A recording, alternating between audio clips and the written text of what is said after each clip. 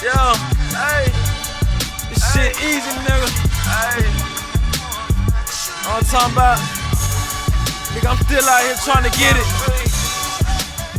Contender Regime Boxing, checking back in with y'all, man. What's good?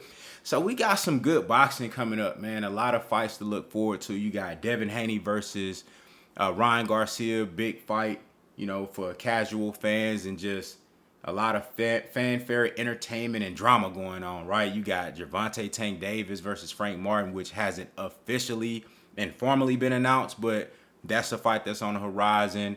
Lomachenko versus Kambosos should be a good scrap. The fight I'm looking forward to the most is Artur Beterbiev and Dmitry Bivol. Unification undisputed at 175. Been wanting to see that for a long time. That's supposed to happen in June.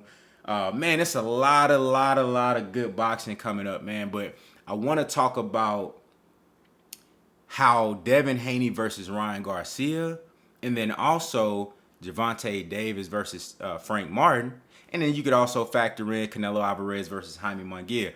How these fights will prove that something that we already know, but for the fans who like to make these arguments about their favorite fighter being the face of boxing, or this major A-side, or, you know, this guy that doesn't have to, you know, prove themselves because they generate so much money when it comes to gates and pay-per-views and things like that, these fights will prove that you need two guys. Even the A-side needs a good dance partner. You need somebody that's going to help you sell that fight. You need somebody that's going to be some sort of a threat to beat you. You need a competitive match. You need something that's alluring to the fans and to the paying customers to get them to want to buy in, right? So let's take this for instance. You look at Gervonta Davis versus Ryan Garcia. Before that fight, Gervonta Davis had been doing pretty decent pay-per-view numbers for today's market. Back when Floyd was going crazy and Mike Tyson and them was putting up major numbers and shit like that, these numbers would be ass. But now, when you consider the level of illegal streaming that's going on, when you consider the fact that the state of boxing right now, motherfuckers, I mean, can you really blame a lot of people for not wanting to buy some of this bullshit they putting out, right? So when you factor all that shit in, it's easily understandable why we don't see a consistent flow of million pay-per-view buy fights and you just huge extravaganzas, right? So it's a different ball game in and of itself. But Tank Davis was doing 200K. You know what I'm saying? You know, 200. He did like back-to-back 200Ks. I believe the Eastside Cruz fight was like 150 or something. You dig what I'm saying? Like, those are okay numbers, right? You look at a guy like Earl Spence. He was doing them same type of 200, 300K. You know what I'm saying? Same type of numbers. Earl Spence fought Terrence Crawford, who wasn't doing great numbers prior to fighting Earl Spence, but what happened when they got together? Pretty decent number. I think they did upwards of 700,000 on the pay-per-view buys, right? Did a phenomenal gate. You look at Tank Davis when he got with Ryan Garcia. Ryan hadn't never even been on pay-per-view before that. Tank Davis was doing, like I said, anywhere between 150 and 300,000 pay-per-views fighting these other guys. He get with Ryan, what happened?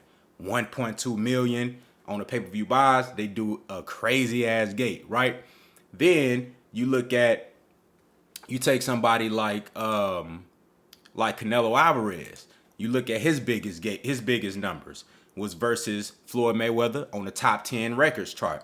And then, Triple G, his fights with Triple G, those his biggest numbers.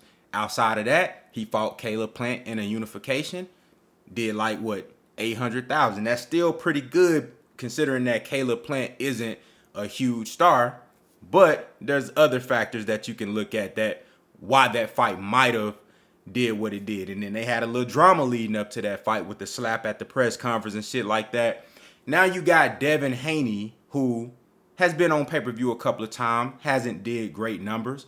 Ryan Garcia, the only history of pay-per-view that he has is the fight that he did with Tank Davis. So if this fight go and do 1 million pay-per-view buys or 850,000. If it's something substantially greater than anything Devin Haney had done before, and then if it pairs up with what Ryan Garcia did with Tank Davis, that's a common denominator. Ryan Garcia.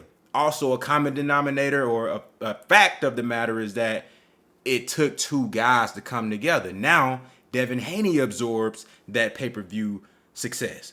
Canelo Alvarez, like I just said, he finna fight Jaime Munguia. You know what I'm saying?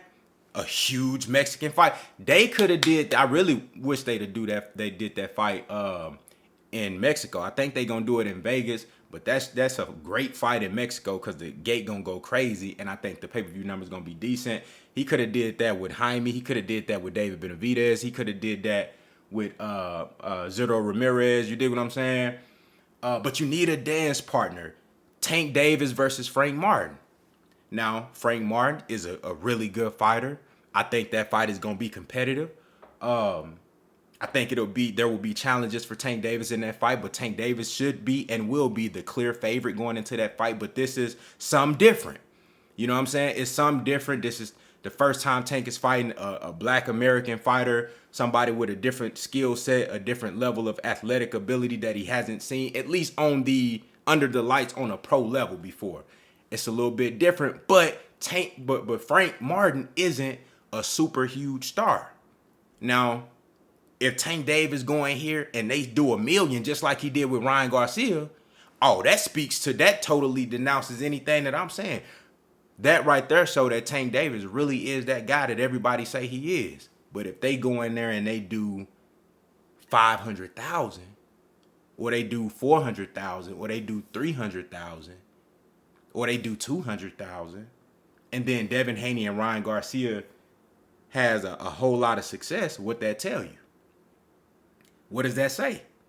That says that you need a dance partner. These guys ain't as big as the stars that you thought they was. You dig what I'm saying?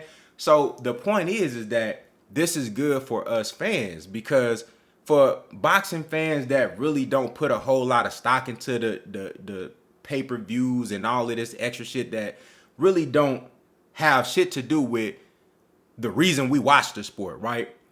For us, we already know what's really going on. We know the facts of the matter. We know how the business work, and we see the improvements that can be made for us to get the sport to where it needs to be. But then there's a lot of delusional fans and a lot of the people like the cancers of the sport. There's fighters that are this way. There's fans that are this way. There's big wigs, promoters, and managers that are this way. Cancers of the sport that'll tell you two black fighters together can't sell. Or they'll tell you that, this fighter, we can't make this fight because this fighter need to get his numbers up and the fight ain't ready yet. They'll tell you all these things to keep.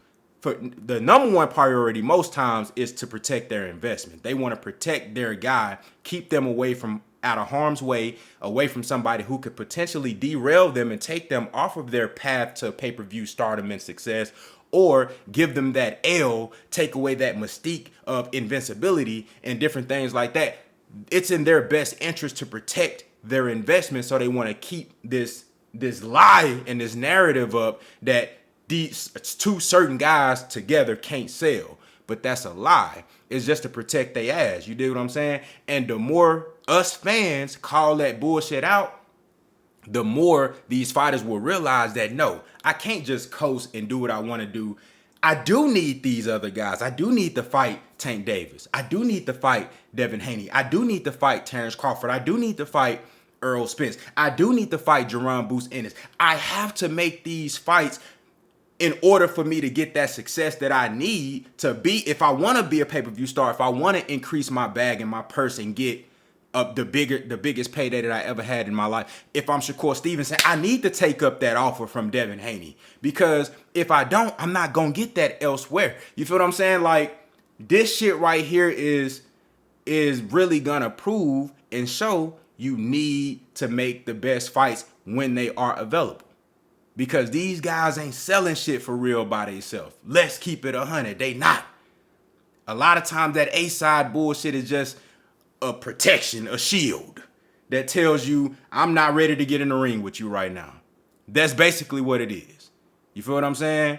So keep that in mind. It's a select few motherfuckers that was doing shit different. Floyd, he different. Go look at the top 10 pay-per-view records. Floyd is a part of 6 of them. And the other 4 is Mike Tyson. Anomalies, different. We can't judge the majority by the minority. We can't compare the majority to anomalies. We can't compare common to anomaly.